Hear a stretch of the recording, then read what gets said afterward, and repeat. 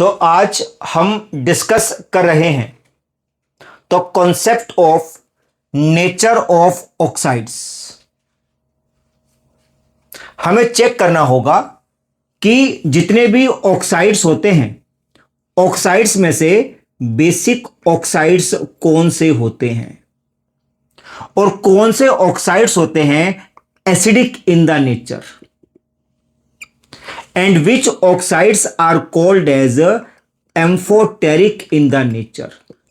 Oxides है तीन type के ऑक्साइड्स, एक होते हैं बेसिक, एक होते हैं एसिडिक और एक होते हैं एम्फोटेरिक इन नेचर। हमें चेक करना होगा। क्लियर? तो सबसे पहली बात, जो ऑक्साइड्स बेसिक होते हैं ये कौन से होते हैं? ठीक, लिसन सी हियर। देखो, अगर सपोज करो हमारे पास ना जो ऑक्साइड है, अगर ऑक्साइड आ जाए मेटल का, if oxide is of metal, अगर मैं कहता हूं जी मेरे पास ऑक्साइड है मेटल का, ऑक्साइड ऑफ द मेटल, जैसे मान लो मैं कहता हूं ऑक्साइड है सोडियम का Na2O, oxide of the metal Na2O। तो ना इस ऑक्साइड के अंदर अगर मैं डाल देता हूं पानी, मैंने डाल दिया पानी को, तो इस ऑक्साइड के अंदर पानी ऐड करने के बाद बन जाएगा NaOH, ऐसे बन जाएगा। इसे कहते हैं हाइड्रोक्साइड। ये बेस है, base, this is called as a base in nature. अब आपके सामने है भाई, ऑक्साइड ऑफ मेटल के अंदर अगर मैं डाल देता हूं पानी, बन जाता है बेस। इसी कारण से जो ये ऑक्साइड होगा इसे बोलेंगे basic in nature, will be called as a basic in nature. तो जितने भी ऑक्साइड्स हैं मेटल्स के, they are called as basic in nature. Like Na2O, ये ऑक्साइड है बेसिक इन नेचर। अभी आपने क्या सीखा? जितने भी ऑक्साइड्स मेटल्स के होते हैं, अभी सीखेंगे आप which elements are the metals. Clear? जितने भी ऑक्साइड्स मेटल्स के होते हैं they are basic in nature. ये पहला कंसेप्ट। क्लियर है कंसेप्ट? तो first concept is oxides of metals are basic in nature. अभी बात मैं बोल चुका हूं, oxides of metals are basic in nature. अभी चेक करेंगे which elements are the metals. Clear? अच्छा, अब देखो आप सब मेरी बात सुनो। अगर मैं ऐसे बोलता हूं कि ना हमारे पास ऑक्साइड है नॉन मेटल का, हमारे पास ऑक्साइड है नॉन मेटल का, जैसे मान लेता हूं कि ऑक्साइड है कार्बन डाइऑक्साइड CO2, ये ऑक्साइड है नॉन मेटल का CO2, लाइक दैट। अगर मैं इस ऑक्साइड के अंदर डाल देता हूं पानी, डाल दिया वाटर, तो पानी ऐड करने के बाद बन जाएगा H2CO3। ये सब्सटेंस एक एसिड है, दिस इज एन एसिड। तो क्योंकि ये सब्सटेंस एक एसिड है, दैट्स वाई इसे भी बोलेंगे एसिडिक इन द नेचर। तो बात बड़ी इंपॉर्टेंट है, oxides of the non metals are acidic in nature. क्यों? डाल देंगे पानी, बन जाएगा एक एसिड। तो अभी आपने क्या सीखा?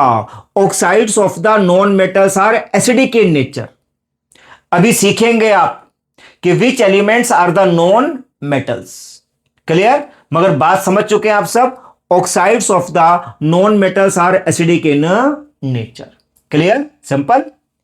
अच्छा, अब देखो बेटा, बात सुनो आप सब। अगर मैं ऐसे बोलता हूं, मेरे पास ऑक्साइड्स हैं मेटलोइड्स के, oxides of the metalloids, metalloids, oxides of the metalloids. एक होते हैं मेटल्स, इलेक्ट्रॉन जो देते हैं, एक नॉन मेटल्स, इलेक्ट्रॉन जो लेते हैं। एक मेटलोइड्स, इलेक्ट्रॉन देते भी हैं लेते भी हैं, आर कॉल्ड मेटलोइड्स। तो अगर मेरे पास मेटलोइड्स हैं, मेटलोइड्स, अभी देखेंगे आप कि which elements are the metalloids.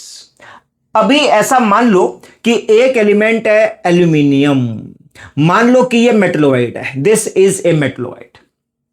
तो इसका जो ऑक्साइड है, ऑक्साइड मैं ऐसा मान लेता हूं सब्सटेंस है Al2O3, this is oxide of metalloid. तो अगर ऑक्साइड मेटलोइड का होगा, क्लियर है कंसेप्ट, ये जो ऑक्साइड होगा, ये ऑक्साइड रिएक्ट करता है दोनों से, एसिड से भी और बेस से भी। वैसे एक बात जान जाओ, acids react with the base, base react with the acid, मगर ऐसे जो सब्सटेंसेस होते हैं जो रिएक्ट करें दोनों से, एसिड से भी और बेस से भी, oxides of metalloids react with the both acid and base. तो जो दोनों से करें रिएक्ट, उन्हें कहते हैं एम्फोटेरिक इन नेचर, उनका नाम है एम्फोटेरिक इन नेचर। मतलब ये सब्सटेंस दोनों काम करेगा, एसिड का भी और बेस का भी। जितने ऑक्साइड्स मेटलोइड्स के होते हैं, they react with the both acid and base. वैसे अगर मैं कहता आपको सब्सटेंस है NaOH, क्लियर, ये सब्सटेंस एक बेस है, this substance react with the acid like HCl, कोई दिक्कत नहीं है। मगर अभी मैंने क्या बताया, ये जो ऑक्साइड है, oxide of metalloid, that react with the both acid and base, जो सब्सटेंस होते हैं they are called amphoteric in nature. तो अभी आपने क्या सीखा, oxides of metalloids are called amphoteric in nature.